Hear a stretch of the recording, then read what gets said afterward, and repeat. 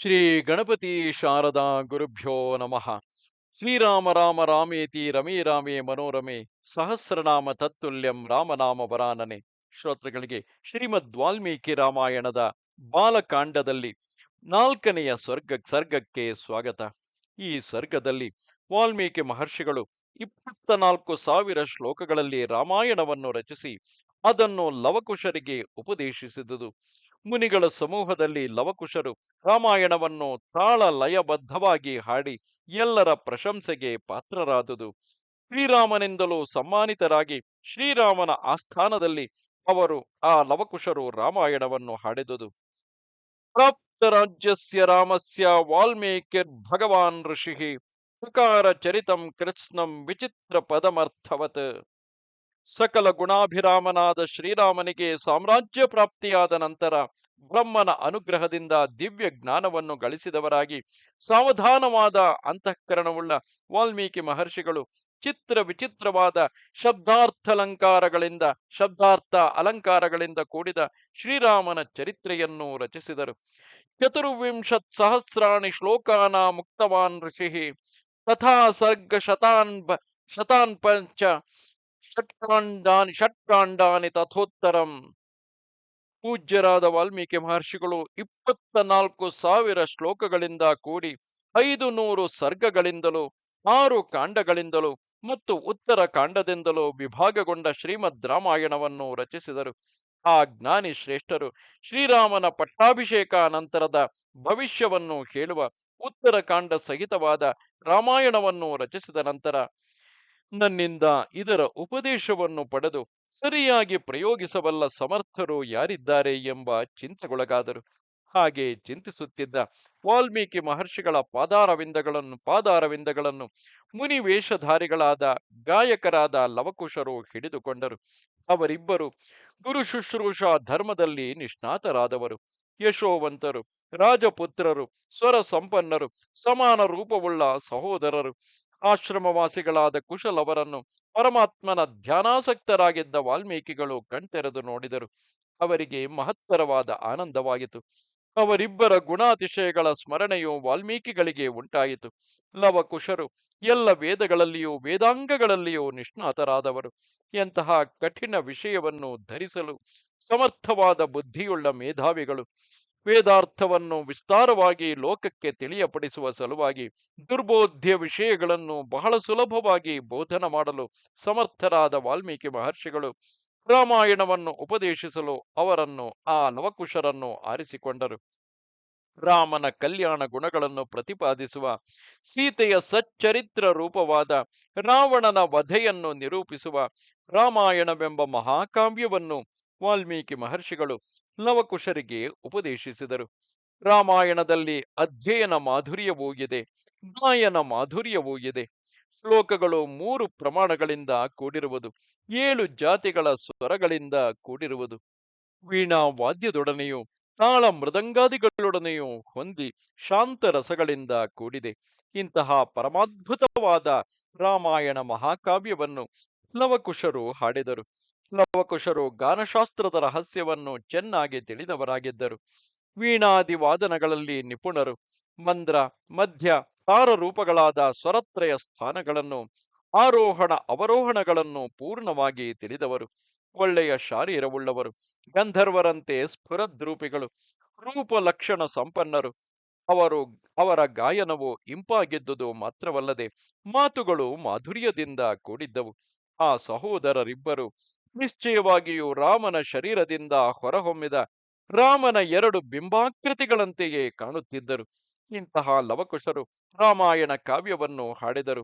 ಋಷಿಕುಮಾರ ವೇಷಧಾರಿಗಳಾದ ರಾಜಕುಮಾರರಾದ, ನಿಂದೆಗೆ ಅನರ್ಹರಾದ, ಸ್ವಲ್ಪವಾದರೂ ವಿಸ್ಮರಣೆಗಿಲ್ಲದ ಮಹಾತ್ಮರಾದ, ಸಕಲ ಗುಣ ಪರಿಪೂರ್ಣರಾದ, ಶಬ್ದಗಳ ಗುಣಲಕ್ಷಣಗಳನ್ನು ತಿಳಿದಿರುವ ಲವಕುಶರು ಧರ್ಮ ಪರಿಪೂರ್ಣವಾದ ಶ್ರೇಷ್ಠತಮವಾದ ರಾಮಾಯಣವೆಂಬ ಆಖ್ಯಾನವನ್ನು ಅಮೂಲಾಗ್ರವಾಗಿ ಬಾಯಿಪಾಠ ಮಾಡಿಕೊಂಡು ಋಷಿಗಳ, ಸಾಧುಗಳ ಮತ್ತು ಬ್ರಾಹ್ಮಣರ ಸಭೆಗಳಲ್ಲಿ ವಾಲ್ಮೀಕಿಗಳಿಂದ ಉಪದಿಷ್ಟವಾದ ಕ್ರಮದಲ್ಲಿ ಹಾಡಿದರು.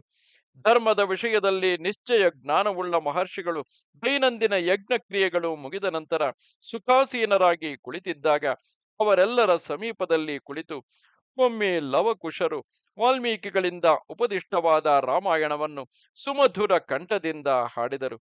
ಆ ಮಹಾಕಾವ್ಯವನ್ನು ಕುಶಲವರ ಮುಖಾರವಿಂದದಿಂದ ಕೇಳಿ ಮಹರ್ಷಿಗಳು ಆಶ್ಚರ್ಯಗೊಂಡವರಾಗಿ ಆನಂದಾತಿಶಯಗಳಿಂದ ಆನಂದ ಬಾಷ್ಪಗಳನ್ನು ಸುರಿಸಿದರು.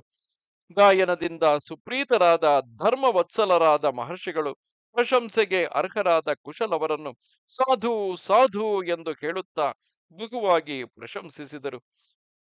ನಿಶ್ಚಯವಾಗಿಯೂ ಇವರ ಗಾಯನವು ಎಷ್ಟು ಮಧುರವಾಗಿದೆ. ಅದಕ್ಕಿಂತಲೂ ವಿಶೇಷವಾಗಿ ಶ್ಲೋಕಗಳು ಎಷ್ಟು ಇಂಪಾಗಿವೆ. ಇವರು ಹೇಳಿರುವ ಆಖ್ಯಾನವು ಹೇಳಿರುವ ಆಖ್ಯಾನವು ನಡೆದು ಬಹಳ ಕಾಲದವರೆಗೂ ಆ ಕಥಾವಸ್ತುವಿನ ಪ್ರತ್ಯಕ್ಷ ಚಿತ್ರವೇ ನಮ್ಮ ಹೃನ್ಮಂದಿರದಲ್ಲಿ ಕಾಣುತ್ತಿದೆ. ಇವರ ಗಾನವು ಷಡ್ಜಾದಿ ಸಪ್ತ ಸ್ವರಗಳಿಂದ ಪರಿಪೂರ್ಣವಾಗಿದೆ. ಶೃಂಗಾರ ವೀರಾದಿ ರಸಯುತವಾದ ಶ್ಲೋಕಗಳನ್ನು ಅವಕ್ಕೆ ಅನುಗುಣವಾದ ರಾಗಗಳಿಂದ ಹಾಡುತ್ತಾರೆ. ಹಾಡುವಾಗ ಅಪಶಬ್ದಗಳು ಒಮ್ಮೆಯಾದರೂ ಇವರ ಮುಖಾರವಿಂದದಿಂದ ಬರುವುದಿಲ್ಲ. ಭಾವಪರವಶರಾಗಿ ಗೀತೆಯಲ್ಲಿಯೇ ತಲ್ಲೀನರಾಗಿ ಹಾಡುತ್ತಾರೆ. ಮಹಾತ್ಮರಾದ ತಪಸ್ಸಿನಿಂದ ಶ್ಲಾಘ್ಯನಾದ ಮಹರ್ಷಿಗಳಿಂದ ಹೀಗೆ ಪ್ರಶಂಸಿತರಾದ ಕುಶಲವರು ಇನ್ನೂ ಅತಿಶಯವಾದ ಸ್ವರ ಸಂಪತ್ತಿಯಿಂದ ಕೂಡಿದ ರಾಗಗಳಿಂದಲೂ ಅತಿಶಯ ಮಾಧುರ್ಯದಿಂದಲೂ ರಾಮಾಯಣ ಕಥೆಯನ್ನು ಹಾಡಿದರು. ಅವರ ಸುಮಧುರ ಗಾಯನವನ್ನು ಕೇಳಿ ಸುಪ್ರೀತರಾದ ಮಹರ್ಷಿಗಳು ತಮ್ಮಲ್ಲಿದ್ದ ವಸ್ತುಗಳನ್ನೇ ಆನಂದಾತಿಶಯದಿಂದ ಲವಕುಶರಿಗೆ ಬಹುಮಾನ ರೂಪವಾಗಿ ಕೊಟ್ಟರು. ಒಬ್ಬರು ಕಲಶವನ್ನು ಕೊಟ್ಟರು, ಮತ್ತೊಬ್ಬರು ನಾರುಮಡಿಯನ್ನು ಕೊಟ್ಟರು, ಇನ್ನೊಬ್ಬ ಮಹರ್ಷಿಗಳು ಕೃಷ್ಣಾಜಿನವನ್ನೇ ಬಹುಮಾನವಾಗಿ ಕೊಟ್ಟರು. ಯಜ್ಞೋಪವೀತ, ಕಮಂಡಲು, ಮೌಂಜಿ, ದರ್ಭಾಸನ, ಕೌಪೀನ, ಜಪಮಾಲೆ, ಕಾಷಾಯ ವಸ್ತ್ರ, ಇದಲ್ಲದೆ ಜಟಾಬಂಧನ ರಜ್ಜು ಅಂದರೆ ಹಗ್ಗ, ಕಾಷ್ಟಬಂಧನ ರಜ್ಜು, ಯಜ್ಞಭಾಂಡ, ಸೌದೆ, ಔದುಂಬರಿ ಮುಂತಾದ ವಸ್ತುಗಳು ಲವಕುಶರು ಹಾಡಿದ ಗಾಯನದಿಂದ ಆನಂದ ಪರವಶರಾದ ಋಷಿಗಳಿಂದ ಲವಕುಶರಿಗೆ ಬಹುಮಾನ ರೂಪವಾಗಿ ಕೊಡಲ್ಪಟ್ಟವು. ಕೆಲವು ಮಹರ್ಷಿಗಳು ಸ್ವಸ್ತಿ ವಾಚನವನ್ನು ಮಾಡಿದರು. ಮತ್ತೆ ಕೆಲವರು ದೀರ್ಘಾಯುಷ್ಮಂತೌ ಭವತಾಂ, ನಿಮಗೆ ದೀರ್ಘಾಯಸ್ಸು ಉಂಟಾಗಲಿ ಎಂದು ಆಶೀರ್ವದಿಸಿದರು. ಸತ್ಯವಾದಿಗಳಾದ ಮಹರ್ಷಿಗಳು ಅವರಿಗೆ ವರಗಳನ್ನು ಕೊಟ್ಟರು. ಈ ರಾಮಾಯಣ ಪ್ರಬಂಧವು ವಾಲ್ಮೀಕಿ ಮಹರ್ಷಿಗಳಿಂದ ನವರಸಪೂರ್ಣವಾಗಿ ವಿಸ್ತಾರವಾಗಿ ಹೇಳಲ್ಪಟ್ಟಿತು. ಮುಂದೆ ಈ ಕಾವ್ಯವೇ ಕವಿಗಳಿಗೆ ಮೂಲ ಆಧಾರವಾಯಿತು. ಈ ಮಹಾಕಾವ್ಯವನ್ನು ಕುಶಲವರು ಯಥಾಕ್ರಮವಾಗಿ ಹಾಡಲು ಉಪಕ್ರಮಿಸಿ ನಿರ್ವಿಘ್ನವಾಗಿ ಪರಿಸಮಾಪ್ತಿ ಮಾಡಿದರು. ಸರ್ವ ಗೀತೆಗಳಿಂದಲೂ ಪೂಜ್ಯತಮವಾದ, ಆಯುಷ್ಯವರ್ಧಕವಾದ, ಪುಷ್ಟಿವರ್ಧಕವಾದ, ಸ್ವರಪ್ರಧಾನಗಳಾದ, ಸರ್ವಶ್ರುತಿಗಳಿಗಿಂತಲೂ ಮನೋಹರವಾಗಿರುವ ಈ ರಾಮಾಯಣ ಕಾವ್ಯವನ್ನು ಸರ್ವಗೀತೆಗಳಲ್ಲಿಯೂ ಕೋವಿದರಾದ ಕುಶಲವ ಗಾಯಕರು ಬೀದಿಗಳಲ್ಲಿಯೂ ರಾಜಬೀದಿಗಳಲ್ಲಿಯೂ ಹಾಡುತ್ತಿರುವಾಗ ಒಂದು ದಿನ ಭರತಾಗ್ರಜನಾದ ಶ್ರೀರಾಮನು ಅವರು ಹಾಡುತ್ತಿರುವುದನ್ನು ಕಂಡನು. ಶತ್ರು ನಿಬರ್ಹಣನಾದ ಶ್ರೀರಾಮನು ಸನ್ಮಾನಾರ್ಹರಾದ ಸಹೋದರರಾದ ಕುಶಲವರನ್ನು ಅರಮನೆಗೆ ಕರೆದೊಯ್ದು ಯಥಾಯೋಗ್ಯವಾಗಿ ಉಪಚರಿಸಿದನು.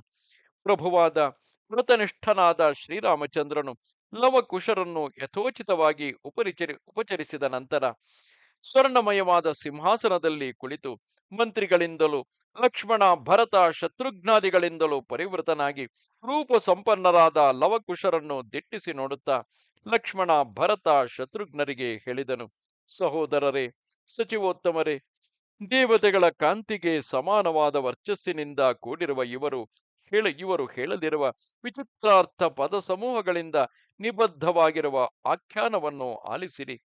ಹೀಗೆ ಹೇಳಿ ಲವಕುಶರ ಕಡೆಗೆ ತಿರುಗಿ ನೀವು ಆಖ್ಯಾನವನ್ನು ಆರಂಭಿಸಬಹುದು ಎಂದು ಪ್ರೇರಣೆ ಮಾಡಿದನು. ಶ್ರೀರಾಮನಿಂದ ಅನುಜ್ಞೆ ಪಡೆದ ಲವಕುಶರು ಮೊದಲು ರಾಗದ ಆಲಾಪನವನ್ನು ಮಾಡಿ ವೀಣಾ ಮೃದಂಗಾದಿ ವಾದ್ಯಗಳೊಡನೆ ಮಧುರವಾಗಿ ಹಾಡಲು ಉಪಕ್ರಮಿಸಿದರು. ಅವರು ಹಾಡುವ ಕಾಲದಲ್ಲಿಯೂ ಕಾವ್ಯದ ಅರ್ಥವು ಬಹಳ ಸ್ಪಷ್ಟವಾಗಿ ಶ್ರೋತೃಗಳಿಗೆ ತಿಳಿಯುತ್ತಿದ್ದಿತು. ಅವರ ದಿವ್ಯ ಗಾಯನವನ್ನು ಕೇಳಿ ಸಭಿಕರು ಆನಂದ ಪರವಶರಾಗಿ ಉಬ್ಬಿ ಹೋದರು. ಅವರ ಮನಸ್ಸು ಮತ್ತು ಹೃದಯಗಳು ಆನಂದ ತುಂದಿಲವಾದವು.